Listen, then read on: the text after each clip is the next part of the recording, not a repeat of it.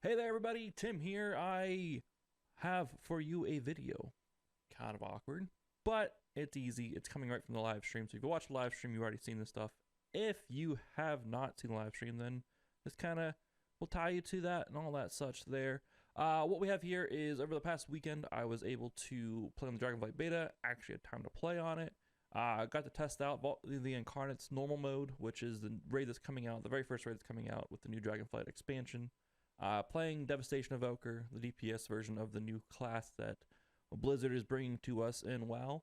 And I had a fun time with it. I enjoyed it. The video is just going to be me breaking down each of the boss kills that we had, what I could have been doing different, what I did right, what I did wrong, yada, yada, yada. Just trying to point out the strengths and weaknesses of Devastation Evoker during the raid that I could kind of pick off, maybe pick up some new things just watching it back, and just kind of showing off the raid in general to those who want to see it, and showing off the Evoker gameplay for those who want to see it as well. So sit back, enjoy. If you do like what you're seeing, subscribe, like, all that bullshit that we YouTubers like to have you guys do, and I will see you guys next time. All right. Next guy is Mr. Grimtotem. His name is Kurog Grimtotem. This boss is pretty cool. I like this boss. For the most part, it's single target with some cleave elements every so often, but overall it's a single target fight. You can see around the room there's like these. You see the two back there, but there's like four pillars, four corners of the room. They're like, you know, representative of the four elements. There's a very element-heavy theme with this raid, as you guys can tell. We pulled them to the Earth side, the essence of primal Earth. You can see these pillars up here. And what this guy does is he does stuff, depending on the corner that you pull him into, he'll do abilities tied to the corner that you have him tied into. So like do like an earth ability here, which is like a newer thing I'm seeing them, that Blizzard do with this expansion. I'm not sure if they use it in older expansions, I can't remember.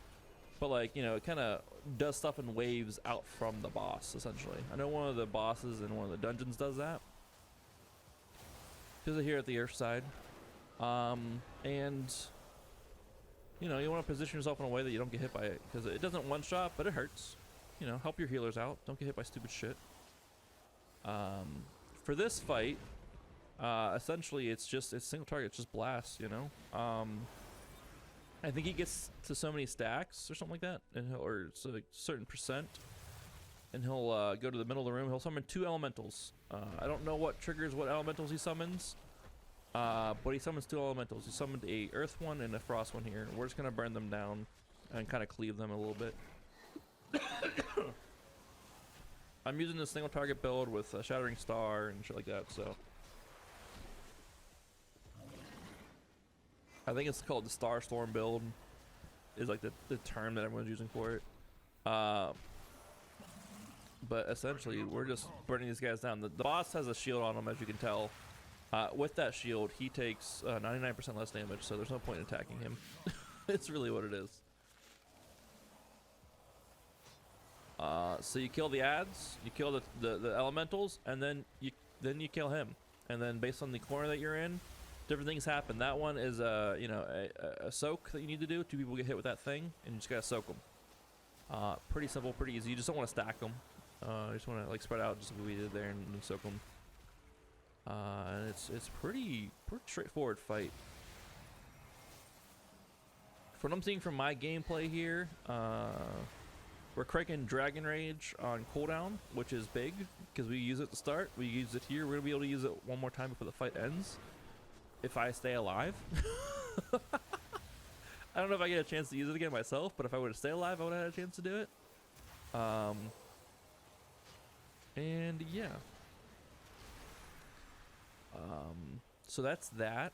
We're definitely overcapped on essence a lot, which is not great, but it is what it is. Stuff happens, life goes on. Definitely make sure you soak the ship before you move on. So we get the Blazing Fiend, and I think we get the Lightning guy too. I think once the elementals are dead, then I don't know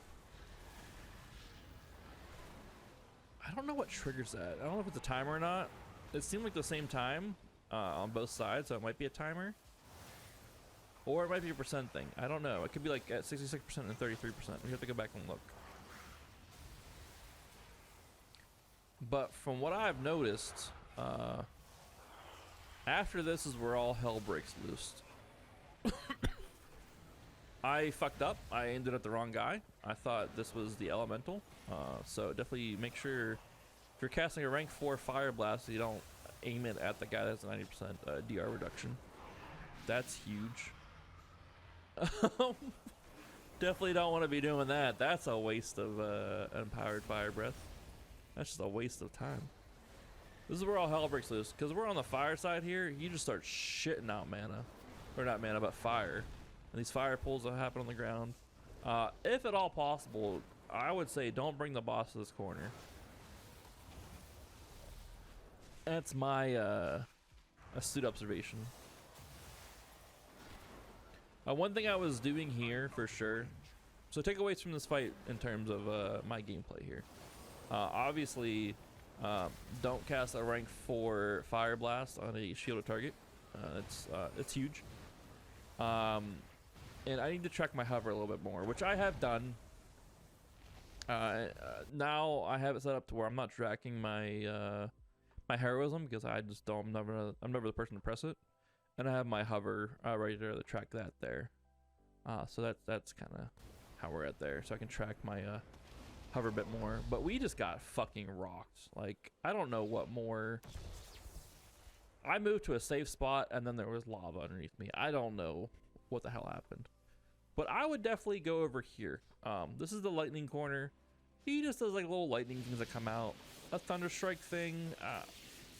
This seems so much safer than this. Than all this shit on the ground. That's my 2 cents. I don't know. I'm definitely gonna be telling my group to go ice to earth to lightning. You know, that's how I'm gonna suggest that we live our lives with our guild. And then if we have to do fire, fire's the last thing we go to. So that was that life. Where was I at? Can I use that Dragon Rage? Dragon Rage was still had a 66. No, Dragon Rage had 17 seconds left, so I would have been able to use that on the last push there. I may have even got a chance to use it. I don't fucking know. All I know is that I died here pretty quick. One thing with evokers is we are squished as hell. We want to avoid as much stuff as possible. We want to use our self heals as much as possible, any of our defensives as much as possible, especially when we know damage is coming in. We didn't get a chance to use it. We were gonna fucking pump and crank on this guy until we died. Let's see how we died again. Like, was it a Sundering Strike that got us? Oh, we move over here. It was safe. And then it wasn't. I don't know what I could have done more there. Honestly, I don't know what I could have done different there. So I'm not going to blame myself for that death. But that's Kurog Grimtotem. Pretty cool fight. Again, like I said, I would probably go ice, earth, lightning, and then fire if you really have to. I don't know what causes you have to, like, what causes you to have to move. I think. Oh wait, what are these? These are. What are these? Hold up.